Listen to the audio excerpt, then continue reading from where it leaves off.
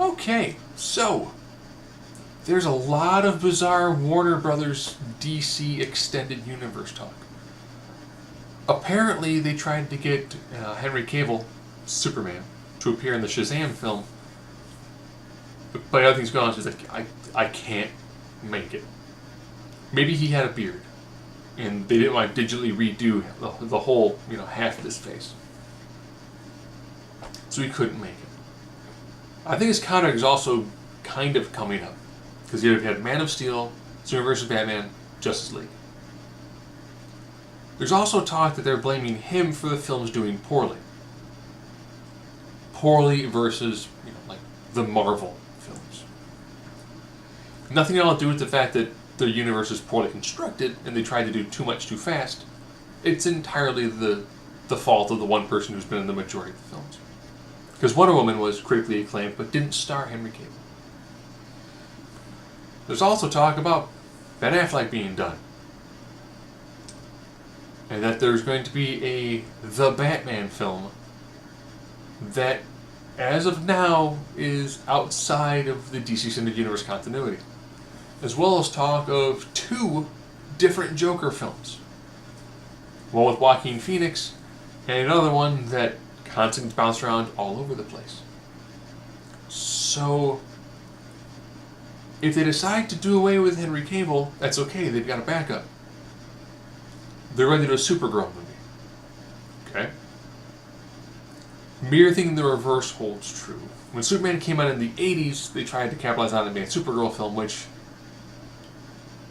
it's campy to watch, but you can tell if they went, Superman will just cut the effects, make the film a little bit less money, and just put Supergirl in and be fine. Supergirl TV show, for the most part, is pretty good. When they stick to making it an action franchise. And they go light on the... Well, with Calista Flockhart's character in the Supergirl TV show, as I found most of it, they're like, if you want to really enjoy it, they're like, you see her on screen, just fast forward. Like, just skip moments where Calista Flockhart's talking, and it's actually a pretty decent series. When she's there, it really drags. Because all of a sudden it's, well, you're not a person dealing with problems. You're a woman dealing with problems. A woman who's still a person. Or maybe they have a guy who plays Superman in the Supergirl TV show. And he's actually not that bad. Will it translate to the big screen? I don't know. Then there's the weird talk about Tom Cruise in a Green Lantern Corps film. No? As well as, of course, the talk of Chris Pines. So that he would be both Steve Trevor and a Green Lantern. I don't know how they'd work that out. It seems like there's a lot of random stuff coming out from Warner Brothers. Well, we know for a fact we've got 3 films coming out. We have Aquaman, which looks pretty dang good. We've got Shazam, which looks like it's going to be the very light-hearted DC Extended Universe, which it should be. He's a light-hearted character. The Wonder Woman sequel, which haven't seen much of it, but Wonder Woman taking on Cheetah in the 80s, that's got some pizzazz to it. And Gal Gadot does a fantastic job. She, ironically, I think that when it comes to if they want to build their universe going forward, she's your linchpin. That's the person who I would make almost the centerpiece of the DC DC Extended Universe.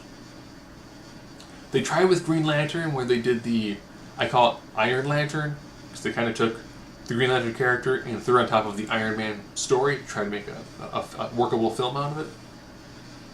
Again, they blamed Ryan Reynolds, even though they tried to throw in way too much. And I think the Green Lantern mythology and character is difficult to try to explain quickly in a film. Had they had the alien die, he gets the ring, and then he more or less does stuff on Earth. And then he has a villain who is tracking Abin Sur instead of taking on the Fear Entity and then making the Yellow Ring, and then having the Green Lantern Corps and having everything else. No, they just stuck with just, you're a dude. here's your power ring. What's this thing do? A bunch of stuff, okay? You're gonna figure out how this thing works, okay? Throw in some other characters, you know, like a Guy Gardner, throw in someone else like a Jon Stewart, maybe have an artist named Kyle Rayner, you know, throw in some basic stuff to make it pretty easy to follow.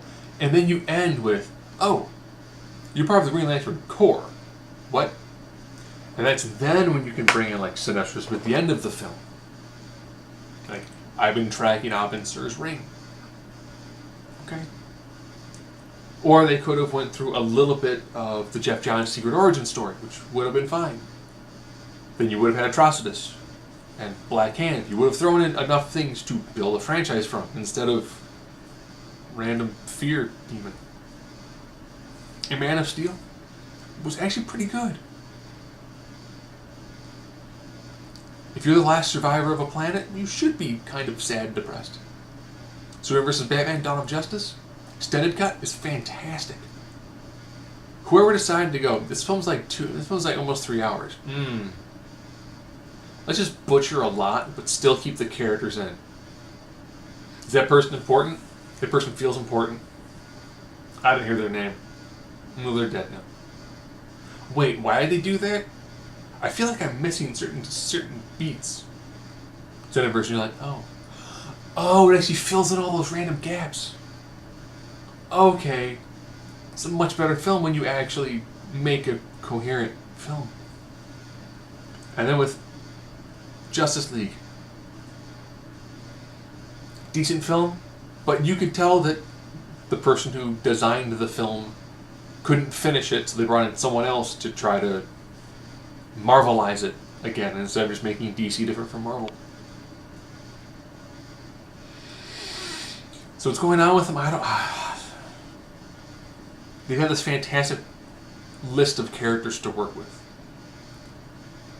And for whatever reason, be it creative differences or they're trying to chase the House of the Mouse and it's just not working. But they have the characters, because they've shown that they can do it on TV shows, they can do it in the animated films. Why they can't translate to live action, I don't know.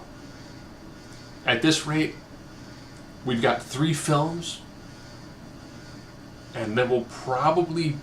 I don't really want to see a reboot, because I think Gal Gadot does a very good job.